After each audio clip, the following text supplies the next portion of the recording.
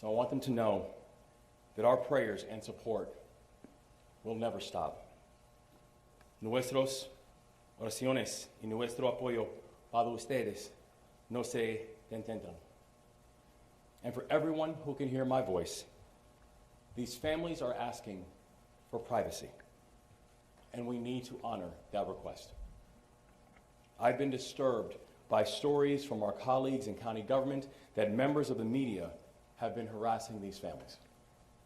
Baltimore County and Anne Arundel County have sent police to their homes to make sure these families are okay. These families are living a nightmare, and they deserve the time and the space to heal. So I'm asking, let us show our humanity in this moment as well. I also want to continue to thank our first responders and emergency personnel. Let us not forget that we are coming out of a holiday weekend, but for the men and women of this operation, the work did not stop. The work did not stop surveying the area. The work did not stop on environmental monitoring.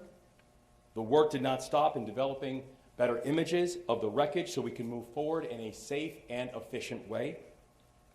And this morning, the team was back out there in the rain, in the wind, keeping up the work. So it's hard to overstate how dedicated and remarkable this team really is. From unified command to the leaders at local and state and our federal levels and our federal delegation, to our partners in the private sector, to our partners in the philanthropic sector, to each and every one of you, I say thank you. Now, today, I will provide updates on the 4 directives that I've issued to this team. And as a reminder, the first, we need to recover the 4 remaining victims and give closure to these families. The second, we need to clear the channel and open the vessel to traffic for the port. The third, we need to take care of all of our people who have been affected by this crisis. And the fourth, we need to, and we will, rebuild the Key Bridge. And we will make sure that the new bridge honors the spirit of the city of Baltimore. This morning, I received a briefing from Unified Command. Now, I've spoken with leaders from all across every level in response to this effort all throughout the day. And so first, on our recovery efforts, we need to do more work clearing the channel in order to move forward. Now, I know there's an urgency to move fast, and nobody feels that urgency more than the people standing up here today. But we have to be clear on the risks. This is a steel bridge that is sitting on top of a container ship in the middle of the Patapsco River. We are talking about tons of steel that is mangled and cantilevered. We're talking about water that is so murky and so filled with debris that divers cannot see any more than a foot or two in front of them. We're talking about a situation where a portion of the bridge beneath the water has been described by Unified Command as chaotic wreckage. Every time someone goes in the water, they are taking a risk. Every time we move a piece of the structure, the situation could become even more dangerous. We have to move fast, but we cannot be careless. I've been clear with this team that we have got to prioritize safety. And my directive is to complete this mission with no injuries and no casualties. We've already lost 6 Marylanders to this crisis. I refuse to lose any more. One of the mantras in the military is mission first, people always. And that's the mindset that we are going to apply to this work. Now, on clearing the federal channel and reopening the vessel traffic to the port, Unified Command has moved forward with their first crane operation. They cut up and lifted a piece of the north section of the Key Bridge. The entire operation took 10 hours. And in that time, they were able to cut and lift a 200-ton span of the bridge. Now, when we were getting that briefing, Unified Command said something that really struck me, where the Admiral says this was a relatively small lift. We're talking about 200 tons. We're talking about something that is almost the size of the Statue of Liberty.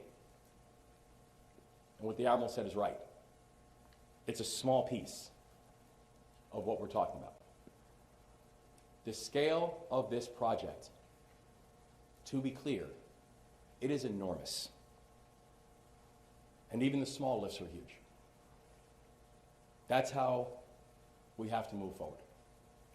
A temporary channel on the northeast side of the collapse opened earlier today. It will help us to get more vessels in the water around the site of the collapse. The temporary channel will be marked with government lights to aid navigation and will have a controlling depth of 11 feet.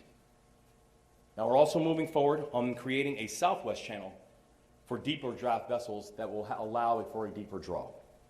That channel will measure about 15 feet deep, and it will be open in the coming days.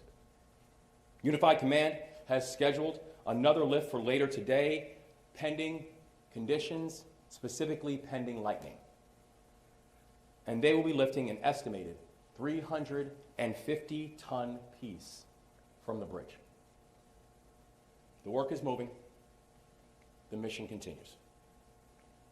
We are never going to lose sight of the workers who also have been impacted by this collapse, because at least 8,000 workers on the docks have jobs that have been directly affected by this collapse. And earlier today, myself, the Lieutenant Governor, County Executive, the Mayor, and others met with the International Longshoremen Association, Local 333.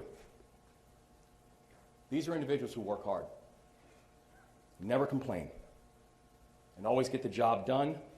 And many have continued to work on the docks. Many haven't been able to get back to work at all. And even the ones who have gone back to work on the docks, they know that the situation still feels very uncertain. And to all of those individuals, we want to let them know this. We've got their backs because they've always had ours. Now, third, on taking care of our people. Last week, the Biden-Harris administration accepted our request to approve a Small Business Administration disaster declaration within hours. And that declaration is now in effect. And once again, I want to thank the Biden-Harris administration for their consistent support and partnership. Because of this declaration, small businesses affected by the disaster can now apply for disaster loan assistance from the federal government. As we mentioned before, these are low-interest loans of up to $2 million. These loans will help small businesses get the cash they need to pay their bills and to keep their people employed. Since Saturday morning, the Small Business Administration has received 57 applications for the economic injury disaster loans from Maryland. And the Small Business Administration has also worked with us over the last 48 hours to stand up the Business Resource Center, and it opened to the public this afternoon. Our team includes experts from across the state and across the country, and we have team leads who live in Puerto Rico, Long Island, and Atlanta. These individuals are doing tremendous work. And right now, they're Marylanders. If you need help to apply for disaster loan assistance, we are here to help. If you need help to apply for unemployment insurance, we are here to help. If you need to learn more about resources being offered to workers and businesses right now, we are here to help. And the first location is at 1501 South Clinton Street, Baltimore, Maryland, 21224. I'll say that address again. 1501 South Clinton Street, Baltimore, Maryland, 21224. Their hours are Monday through Friday, 8 a.m. through 6 p.m., and on Saturdays from 10 a.m. to 2 p.m. And that site includes representatives from the Small Business Administration, from the Maryland Department of Labor, from the Maryland Insurance Administration, from Baltimore City, thank you, Mr. Mayor, and from Anne Arundel County.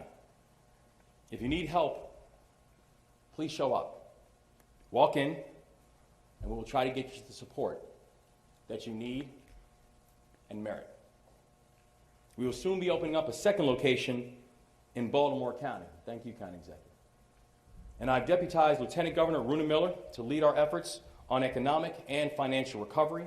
She has been a full partner every step of the way, and I'm grateful for her. I've also ordered the formation of the Intergovernmental Economic Response Team. This team will bring together state and local and federal agencies to coordinate our response to the economic and financial crisis resulting from this collapse. And fourth, on rebuilding. We cannot rebuild the bridge until we clear the wreckage. But I'm telling you, we are going to get this done. We will clear the channel. We will move the dolly. We will rebuild the Francis Scott Key Bridge. What we're seeing right now is Marylanders are rallying. Marylanders are taking care of each other. Marylanders, each and every one of you, you are proving what it means to be Maryland tough and Baltimore strong. And today, we're joined by members of the Maryland Transportation Authority Police Dispatch Team, because in the middle of the chaos, they stepped up to manage the chaos. They provided a calm voice for the officers in the field who were facing an unthinkable challenge. They conducted their work with professionalism and speed and coordination. And it's not lost to me that this is what they do every single day. We are so grateful to each and every one of you and to all your colleagues. And finally, I want to encourage people to follow the work. You can now visit keybridgeresponse2024.com to receive daily updates on our progress and to keep informed. So in a moment, I'm going to hand it over to Admiral Gilreath, who's representing Unified Command, but we're also joined by the following speakers: Superintendent of the Maryland Department of State Police, Colonel Roland Butler; Secretary of the Maryland Department of Transportation, Paul Wiedefeld; Lieutenant Colonel Corey McKenzie from the Maryland Transportation Authority Police; Congressman Kweisi Mfume; Mayor Baltimore City Brandon Scott; and Baltimore County Executive Johnny Olszewski. And I want to thank all of our additional partners for being here today. And now, we'll hand it over to Admiral Gilreath, representing Unified Command. Thank you, Governor. Good afternoon. I'm Rear Admiral Shannon Gilreath. I'd like to give you some updates from the Unified Command. Our number one priority remains reopening the deep draft channel into the Port of Baltimore. Number two, we're going to remove the ship. And number three, we are going to remove the debris from the rest of the waterway. So an update on the number one priority. We continue to dive on that portion of the bridge that is within the deep draft channel. And what we're finding is it is more complicated than we had hoped for initially. As the governor described, and as you heard the state police describe earlier last week, the conditions on the diving, it is very complicated down below. These are still girders, unlike the still girders that you can see that are above the waterline still, which have significant damage. Below the waterline, along the bottom, is very challenging because these girders are essentially tangled together, intertwined, making it very difficult to figure out where you need to eventually cut so that we can make that into more manageable sizes to lift them from the waterway. So we're continuing to dive on that. We've got advanced sonar capability out there helping us map that, but it's turning out to be more challenging than we originally thought it might be, just in trying to determine how they are tangled and how we're going to eventually cut through them. But we're continuing to work on that, and we've got great engineers helping us and very brave, great divers doing that. But as we said from the beginning, we have to do this safely. And you heard the governor say that as well today. We have to do this safely. We do not want to injure a single other person in this. And so we're going to move as rapidly as possible, but we're going to continue to do it safely so that we don't take any unnecessary risk there with someone's life or getting them injured. So I really want to thank the divers, and I really particularly want to thank today the Army Corps of Engineers and the U.S. Navy Supervisor Salvage, who are over here to my right, for their work and the work of their contractors that are doing that diving and mapping of that bottom floor there. We're making progress still on removing the ship, and so we've got more cranes coming to help us with that going forward. We're continuing to dive on the ship as well to come up with the exact right plans on how we're ultimately going to remove that. Now, we've made some real progress on the third thing I talked about, and that is removing the debris from the rest of the waterway. And so along those lines, the governor mentioned we conducted our first lift on Saturday of about 200 tons of steel, which was a tremendous mark of accomplishment, but there's more to follow. And we're working on a 350-ton lift today. And once that is cut and lifted and put onto the barge, we're going to bring those initial pieces of the bridge back here to Sparrows Point and offload them. And that will happen later this week. We also have been working on developing alternate channels to get traffic in and out of the Port of Baltimore. And so I'm proud to announce that we do in fact have an 11-foot channel now just to the north under the first northern part of the bridge that's still standing to be able to transit through there. And we have 2 transits scheduled this evening for some barges and tugs to come out and get out of the Port of Baltimore so they can bring stuff in the future. So that is a real progress and another stepping stone. But these are stepping stones towards finishing a marathon. We're not there yet. We are making those steps and strides, and we're going to get there. But it's going to take us some time, and we're going to do it safely, but we're going to do it as soon as possible. So finally, the governor also mentioned our website, the keybridgeresponse2024.com. That's also a place that you can go if you see marine debris that may have floated away from the ship and or the bridge. And on there is a number that you can call to report that to us so that we can take that information and come out and assist with that. So thank you for what you're doing in that regard to help us, and thank you for your continued support of the Unified Command. It means a great deal. Thank you, Governor. Thanks.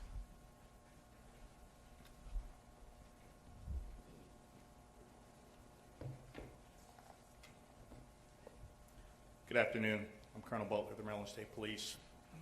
The Maryland State Police continues its efforts as a member of the Unified Command. As Governor Moore mentioned earlier, the brave members of our underwater rescue teams remain on standby. They will resume their recovery efforts once the Unified Command has been notified that it's safe for them to resume diving operations. Our ultimate goal remains to provide closure to all the families who have lost a loved one in this tragic incident. Again, we are reminding the public that the Federal Aviation Administration has implemented a temporary flight restriction following this bridge collapse. This extends for 3 nautical miles from the center of the bridge and from the surface of the water up 1,500 feet. We want to emphasize the importance of refraining from firing drones in this area. Doing so poses a significant risk to the efforts to remove debris from the water. I urge everyone to exercise responsibility and respect for the airspace restrictions around the Francis Scott Key Bridge collapse site. Please refrain from operating drones in this vicinity and allow emergency personnel to carry out their duties safely and effectively. Law enforcement in the area is actively monitoring the area for illegal drone use. Law enforcement have responded to multiple drone incursions over the past few days. There is a zero-tolerance policy regarding any drone use anywhere within the no-drone zone established by the FAA. In addition, we know this tragedy has far-reaching implications that will affect the daily lives of Marylanders for the foreseeable future. I want to ensure the public that the Maryland State Police, the Maryland Transportation Authority Police, and all of our allied law enforcement partners are working together with the Maryland Department of Transportation to mitigate the impact of this incident on traffic safety. As always, our troopers are actively monitoring road conditions, directing traffic, enforcing safety regulations to prevent crashes and minimize delays. We're asking motorists now more than ever to exercise caution and patience as we navigate through this challenging period. Please adhere to the posted speed limits, avoid distractions while driving, and never drive while impaired. Also, please, remember the move over law for first responders, tow truck operators, work crews, and vehicles that have become disabled on the side of the road. We understand this situation is going to cause inconvenience for some time, which is why it's paramount that people operate their vehicles with care and caution. Thank you.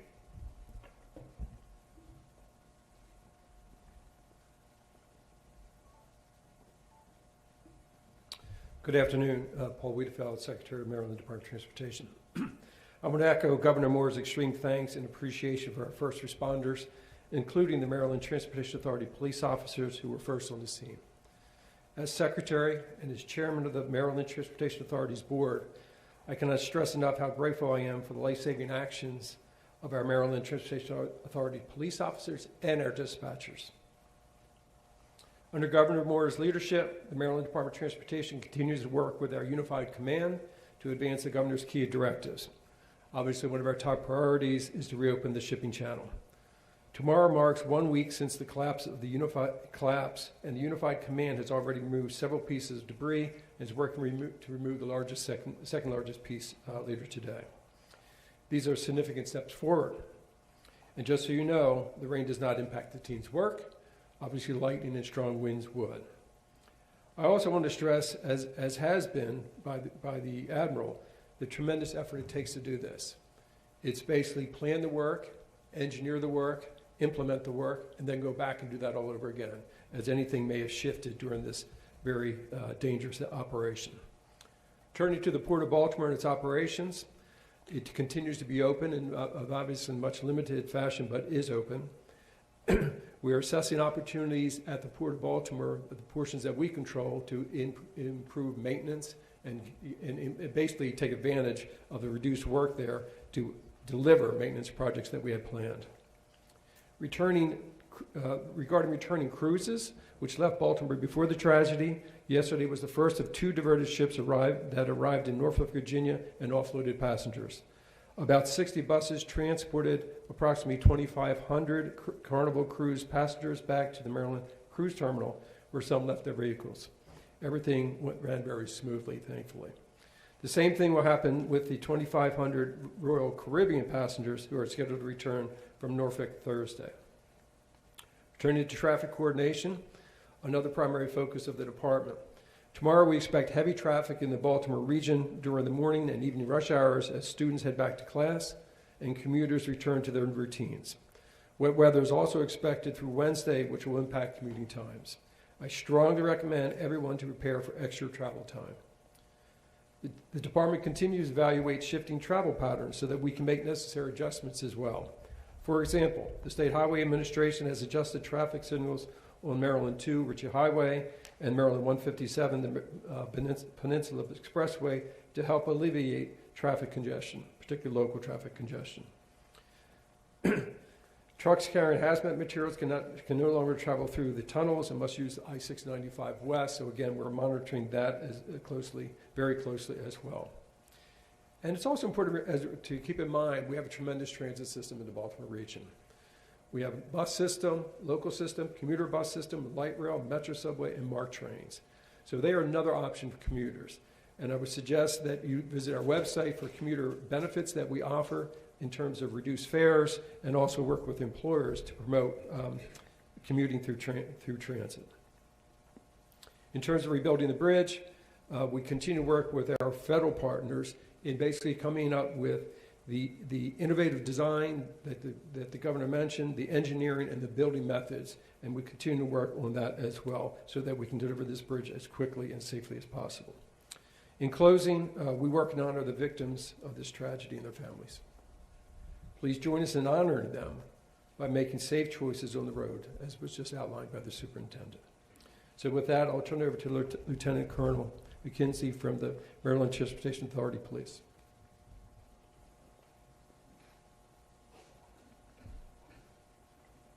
Thank you, Secretary Wiedefeld. Good afternoon. I'm Lieutenant Colonel Corey McKenzie with the Maryland Transportation Authority Police, also known as the MDTA Police. I want to start by thanking Governor Moore, sir, for your support and highlighting the efforts of the MDTA Police Dispatch Team. They are our heroes behind the headset. Excellent work.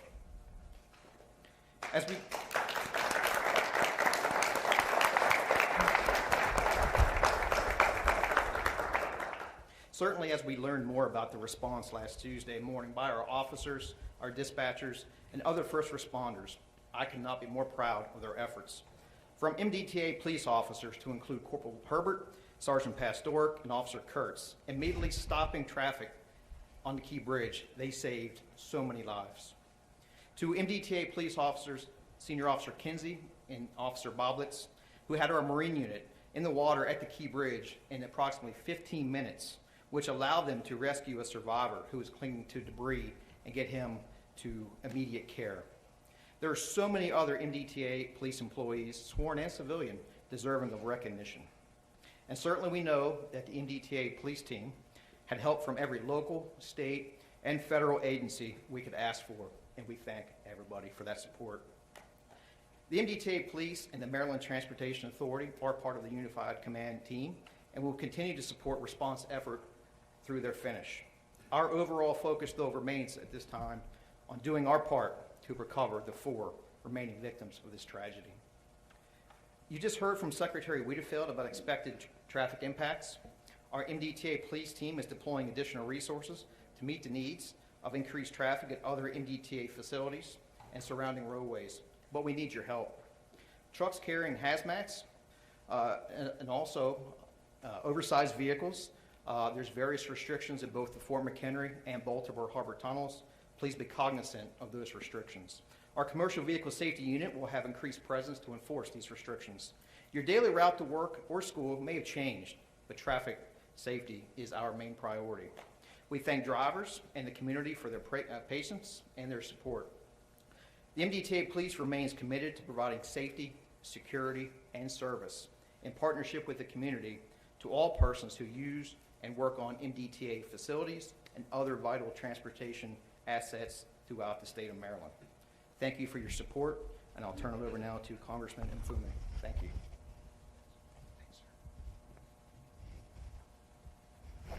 Thank you very much. Good afternoon, everyone. Kwesi Mfume, Member of Congress, 7th District of Maryland. I want to just take the few moments I have to do as I've been trying to do each and every time I've addressed you, and that is to point out the Maryland example, the example of leadership in crises, the example that has come together from different aspects of our state and has all taken place under the leadership of Governor Wes Moore, whose heart has been bleeding since this has happened, as has been the case with his partners, Mayor Brandon Scott of Baltimore City, Johnny Olszewski of Baltimore County. And let me just say also on behalf of Senator Van Hollen and Senator Cardin, both of whom could not be here today because of official duties, Team Maryland will remain in place, Democrat and Republican. We are a united delegation to make sure that we're able to move forward. Just a couple of quick things. I'd be remiss if I did not reference 2 groups that are not here. The first group is the family of the victims that have been recovered and those who have not been recovered. Each time we talk to you, we continue to lift them in prayer because it could have been any one of us, quite frankly. And my hats are off to Gustavo Torres and the people of Casa, Maryland, who have embraced that family of men, husbands, fathers, to make sure that their families are able to find some healing in all of this. The other group is the group of the hundreds of men that many of us just left down at the docks, the longshoremen of Local 333 and 953 and the other locals under the leadership of Scott Cowan, who have gathered together recognizing that they are going to be affected in a way that they never thought and that their jobs are at risk, but who are so committed to doing everything they can on their end to make sure that we get through this together. They, like myself, many of them remember this bridge before it became a bridge, when for 5 years, having grown up not far from here, I watched that construction and watched that opening. And so all of our hearts break at what's left out there. But the governor is right, and I hope that he will always be deliberately redundant, as he has been, about the fact that that bridge will be re-erected again and that this port will be open for business again. Now, just a couple of quick things on the federal response, and I'll move away. Most of you know that President Biden, to his credit, reached out almost immediately to virtually all of us here to have conversations hours after that about what has happened. And the commitment that he has made to the state and the governor and all the people of Maryland is phenomenal. It has reached some criticism by some, but we know that petty minds have petty thoughts. The larger base of Americans realize how valuable this port is to the national economy and to supply lines. President will be here in a couple of days, as you all know, and will be able to speak for himself about what he sees going forward. But I, having worked under 7 presidents, I can tell you this means a lot. I also spoke with the Speaker of the House, Mike Johnson, over the weekend, who understands the significance of this and who, along with myself, have continually said this is not, and nor should it be, a partisan issue. It's not Democrat or Republican.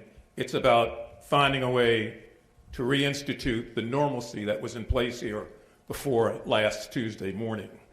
And I've spoken with Tom Cole, the ranking Republican of the Appropriations Committee, who long before I had a chance to call him went on television to talk about how dedicated he is and will be to making sure that this is taken care of. So we hope that the Maryland example, that is an example of people working together, is an example that moves us forward beyond this and unfortunately beyond what we know will be future tragedies in our future. I'm just glad to be a part of this team. Thank you all very much. Let me bring forward the mayor of the city of Baltimore, who's done a yeoman's job, as I indicated before, Mayor Brandon Scott.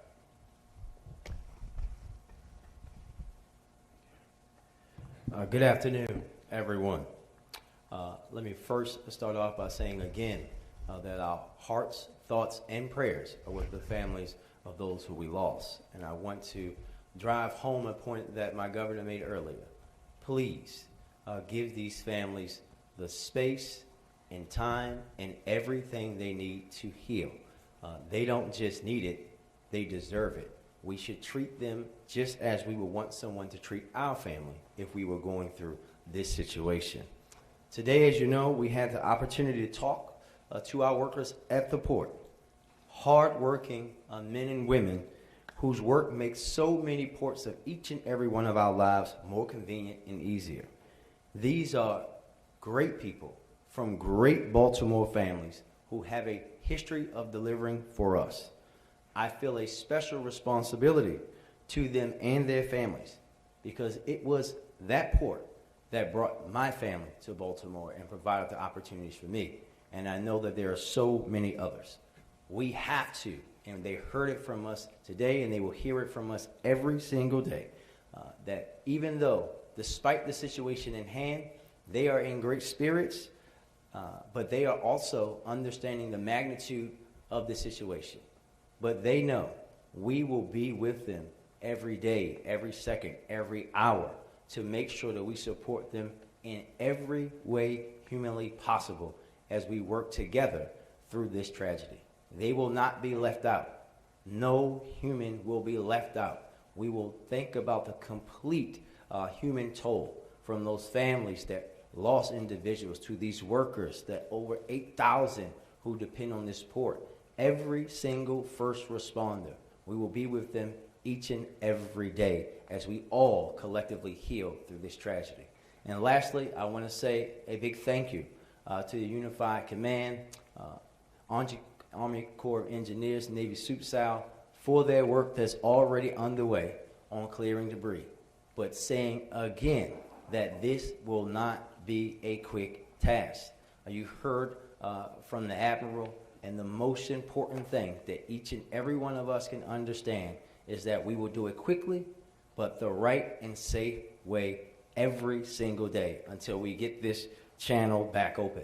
Baltimore will recover. It will be long. It will be likely a very hard road, but we here in Baltimore are built with grit.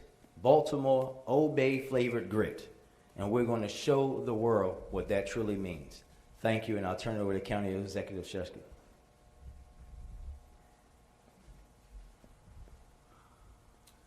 Thank you, Mayor, and good afternoon all. Baltimore County Executive Johnny L. Shesky.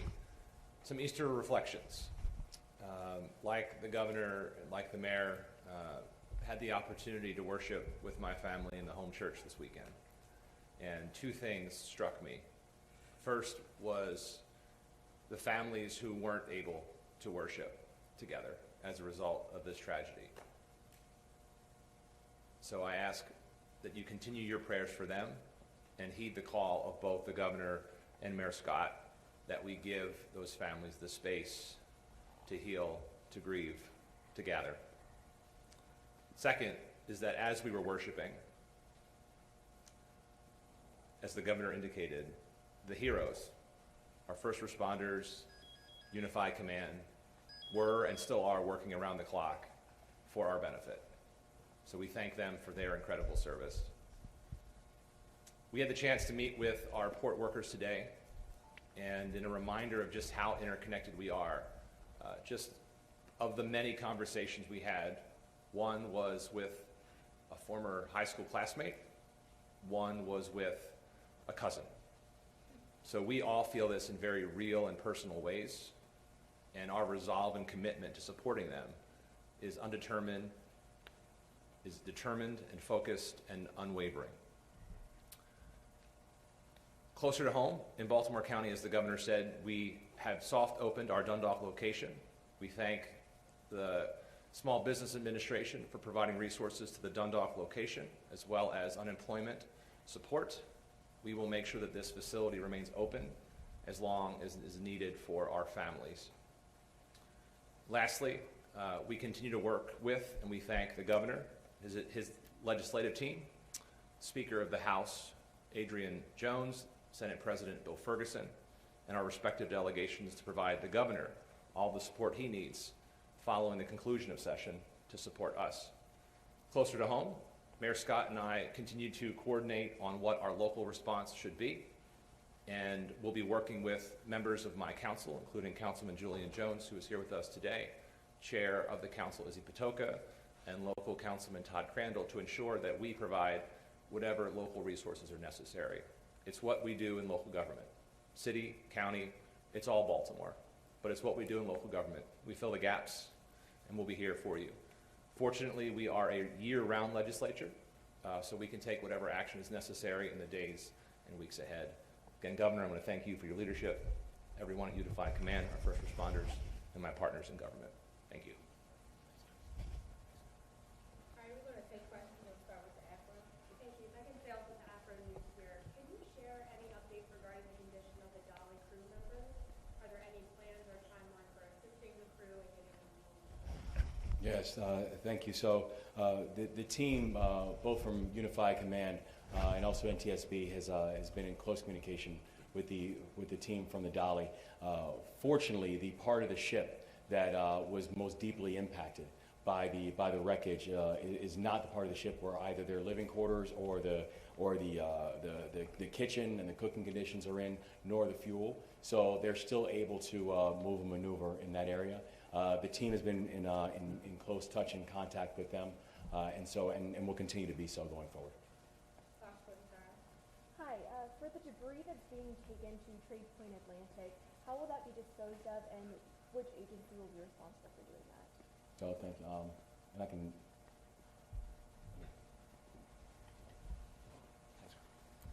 I think those plans are still under development. They're still identifying those resources. But generally, when the debris is taken to the laydown yard at Tradeport Atlantic at Sparrows Point, it'll be inspected and secured until they find a final disposition for disposal in a safe manner. WJD? Governor, I spoke with Scott Allen earlier today. He said that if the channels, the shipping's going to close for more than a month, they're going to start feeling real pain over it. Are you able to give any kind of update on a timeline? Is a month reasonable amount of time? Yeah, we know we are going to get that shipping channel opened as quickly and as safely as possible. It is one of the core priorities that we have of being able to open up the channel, get commercial commerce going, and even I think as Admiral Gilreath mentioned earlier, today was an important milestone in the process of beginning to pull the wreckage out, beginning to open up channels.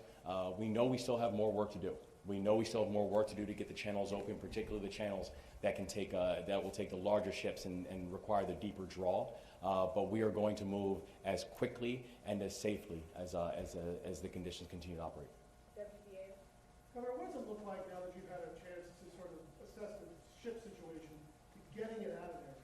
What's the process there in moving it out of the channel? And how much work is that going to take given what's on the ship and the wreckage of it?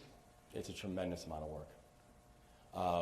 This is a remarkably complicated operation because of all the facets and the assets that have to be involved in it. We currently have 50 assets that are in the water. We currently have over 370 individuals that are working on the project. But we know that in order to be able to move the dolly, we have to be able to open up the channel, begin the process of removing the wreckage and the debris, and to remove the dolly, it must also mean we've got to get the key bridge off of the dolly. And we're talking 3,000 to 4,000 tons of steel, metal that's sitting on top of the ship. So it's a remarkably complicated operation. It's the reason that we are so unbelievably grateful to this outstanding team and all these leaders that are here and the people who are putting this work in 24/7, because this is a 24/7 operation. But we are going to get the dolly out, but you cannot overstate the complexity of this operation. Can the ship move? Is there power to the ship? How's that going to work? There's still currently power to the ship, but power to the ship is just one variable when it comes to movement of it. If you look at the ability to move the dolly out, there are still more unknowns than knowns. And there's still a tremendous amount of variables as we're continuing to move the individual debris out that can even just clear the channel and clear the pathway. So there are still things that we just do not yet know about how that's going to translate into timeline. Okay, I'm going to move to agency. Have you gotten more information over the past week? Have you got a better idea of what happened on that ship? Well, there's a continued investigation going on with NTSB, and the investigation is still in the relative early phases of that investigation. So we will find out what happened. The thing that I know is that I want this process to be done quickly. We need to make sure that people who need to be held accountable are held accountable. And we can't wait for the completion of the investigation to start making the work happen. We've got to prioritize the four lanes that we laid out before, getting a sense of closure and comfort for these families, making sure that we are opening up these channels, making sure that we're taking care of our people, and beginning the process of rebuilding the Francis Scott Key Bridge. If I could just follow up on the timeline. I know you don't have an exact timeline, but for individuals, for businesses, for institutions that are trying to plan, what are you telling them? Months? Years? We're telling them this is going to be a long road. But the thing that we know is we're going to walk this road together. No one's going to be left behind. And we are going to walk this road together, but it will be a long road. CBS. Admiral Gilreath, what sort of traffic is now flowing along that temporary channel? And can you speak to a potential third channel next to the vessel? Is that why we're seeing the pieces of debris that we're seeing on the north side of the bridge being removed now? So we've been working on 3 alternate channels. The channel that we're opening today is on the northbound side of the bridge, and it is still under a section of the bridge that is still standing. That one will have a controlling depth of 11 feet. So that will be for more shallow draft vessels. The tug and barges that I mentioned today that are going to transit through there are commercial, but it can also be used by some of the the boats that we need to move back and forth to get equipment positioned on both sides of the bridge to continue to do surveys and eventually do lifts. The second alternate channel we are working on is on the southbound side of the bridge under the portion that is still standing. And that particular channel we think will be around 15 to 16 feet in depth, which will allow us to move slightly larger vessels and barges through there. We are working with the state of Maryland Department of Transportation and their contractors. There's a pre-existing, not part of this accident, pilings that are in that because we didn't need that for our channel previously. They are working to pull those pilings out. We'll complete that survey and we will remark that one also with Coast Guard buoys so that mariners can safely transit through that. The third alternate channel we're working on is just north of the deep draft shipping channel. That particular channel is what we hope to open by clearing the bridge debris that we're working on right now. And so this will be another significant lift, but there's still much more of that section of the bridge that's going to have to come out before we can open it. That controlling depth, we think, will be somewhere between 20 and 25 feet. And once that's open, that should allow us to move almost all of our tug and barge traffic in and out of the Port of Baltimore once that's opened. Do you have a timeline for that third channel? I don't have a timeline other than we're going to do it as fast as we possibly can, and we're going to do it safely. These girders that we're cutting in that section are 3-foot girders. They are constructed of 1.5 inch steel. They are I-beams that we have to cut through and then lift. So we got to do that safely because we don't want to injure any of the people that are doing the cutting or the rigging or diving even below to do the rigging below when we get down to that section. So we're going to do it as soon as we can, but we're going to do it safely. Just last thing for the governor, you met with the longshoremen today. What immediate assistance is available to those port workers right now? No, we're working in coordination with both members of the General Assembly, with our local elected officials, as well as our fantastic federal delegation, and letting them know that the reality of some of them having not just been at work, but working around the clock, and many of them not having work at all. We're talking about and looking at a number around upwards of 1,800 individuals who just haven't worked, right? So there's a significant urgency that we all feel, that we're all going to move on this, and that we're all going to work in partnership to be able to address. Thank you. We'll take some more questions. CNN? To clarify, either Governor or Admiral Gilroy, the barges that are going back and forth in the 11-foot deep channel, are those all actually carrying commercial goods, some of them, or are they strictly for use in the salvage and coverage? The ones that are transiting tonight are commercial barges. I'm not sure whether they have goods on them or not, or they're going to transit somewhere else and then load goods, but they are commercial barges and tugs. They are not part of the response. They were traffic that was trapped inside the Port of Baltimore after the bridge collapsed. WTOP? Is there any update on the 56 containers that contain hazmat, some of which have breached? We currently have 3,000 feet of boom that still continues to surround the ships. And from the collections from the boom that we've received and the analysis that has then taken place, what we have seen of the 4,000 containers, 56 had some form of hazmat. And again, I want to remind people when we're talking about hazmat, we're talking about things like perfumes and ion batteries. And what we have is that it is not posing a risk to the public. But we currently have 3,000 feet of boom that's surrounding the ship. I'm going to take one last question. Foxy. Yeah, so 2 quick questions for Admiral Gilroy. Can you describe how many lifts that you're able to do a day, a little bit more detail about those operations in the future? And then second for the governor, President Biden is set to come on Friday. What are you going to show him? What does he need to see in order to understand the situation as a whole? So the lifts aren't really a day by day, here's how many we can do a day scenario. It really depends on the size that you're trying to lift and the piece that you can get out. And so some lifts will take a limited amount of time, and other lifts will take a lot larger amount of time to actually set up and rig, depending upon how much we're trying to lift and where we're trying to lift from. So it's not there's this many lifts a day.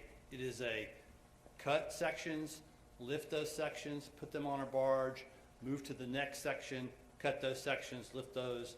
It is a continuous process, but there's not a given time for each particular lift.